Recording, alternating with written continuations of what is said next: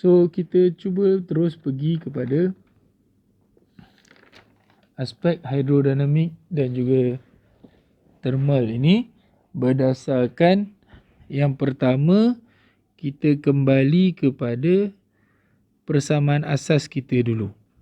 Okey, iaitu Reynolds number. So Reynolds number diberikan oleh rho V, dalam kes ni kita biasa pakai V infinity divided by LC, times LC divided by mu, di mana rho dan juga mu perlu diperolehi daripada properties table merujuk kepada T film, di mana T film diberikan oleh T surface tambah T infinity bahagi 2. Okey. Dan Reynolds number ni pula adalah yang menentukan sama ada flow tadi adalah laminar flow ataupun turbulent flow. Okey. Bagi kes flat plate, yang memisahkan ataupun Reynolds number yang menentukan laminar dengan turbulent flow ni dikenali sebagai Reynolds number critical. Okay, critical Reynolds number yang diberikan oleh 5 kali 10 kuasa 5. Bermakna mana-mana flow yang bila kita kenal pasti nilai Reynolds numbernya berada kurang daripada 5 kali 10 kuasa 5 akan dikategorikan sebagai laminar flow. Manakala mana-mana flow yang mempunyai nilai Reynolds number lebih besar daripada 5 kali 10 kuasa 5 akan dikategorikan sebagai turbulent flow. So kedua-dua laminar dan juga turbulent flow ni mempunyai ciri-ciri tersendiri dalam pemindahan haba maupun dalam aliran yang terbentuk. So amat penting sebelum kita menganalisis sesuatu kes, kita kenal pasti dulu jenis aliran yang terlibat, sama ada aliran laminar ataupun aliran turbulent. Okey. Sekarang kita tengok satu situasi di mana sekiranya kita mempunyai sebuah flat plate. Okey, satu flat plate dengan panjang L. Okey, di mana panjang flat plate ni adalah L. Okey, kita ambil panjang dia L. Okey. Dan flat plate ini kemudian didatangi oleh flow. Okey, daripada arah ini parallel to the plate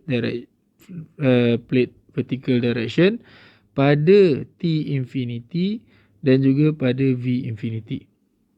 Okey. Dan of course kita nak berlaku heat transfer, maka plate ni tadi perlu mempunyai TS, di mana TS adalah tidak sama dengan T infinity untuk berlakunya heat transfer.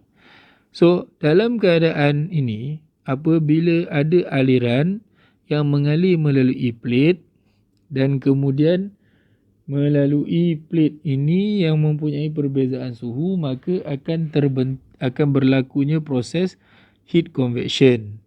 Okay, akan berlaku proses heat convection. Kita nak pakai rumus Q convection bersamaan dengan HA delta T. So dalam mengenal pasti nilai H, pertama sekali kita perlu kenal pasti dulu nilai Reynolds number, di mana dia akan menentukan sama ada flow kita berada dalam keadaan laminar ataupun turbulent, ataupun merupakan laminar sahaja, ataupun merupakan turbulent sahaja, ataupun merupakan kombinasi antara laminar dengan turbulent. Okay, bermaksud flow kita ini boleh wujud, flow over a flat plate ni boleh wujud dalam 3 keadaan. Yang pertama, laminar sahaja. Laminar flow sahaja. Only. Yang kedua, turbulent flow sahaja.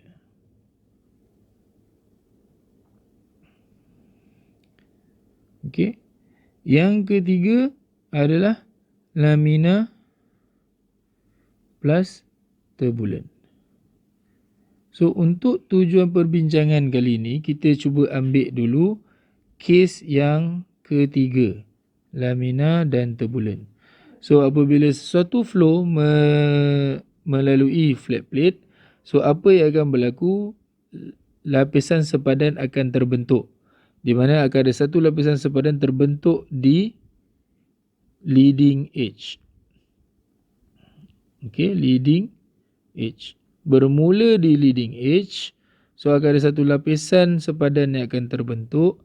Kemudian lapisan ini akan terus berkembang sebelum dia menjejaki nilai di sini, iaitu X critical. So lepas ketika dia sampai di X critical, nilai Reynolds number pada X critical adalah critical Reynolds number, iaitu bagi flat plate 5 kali 10 kuasa 5. Dan ketika ini akan berlaku transaction antara laminar flow dan turbulent flow. So akan wujud dua region, iaitu region yang pertama adalah laminar region.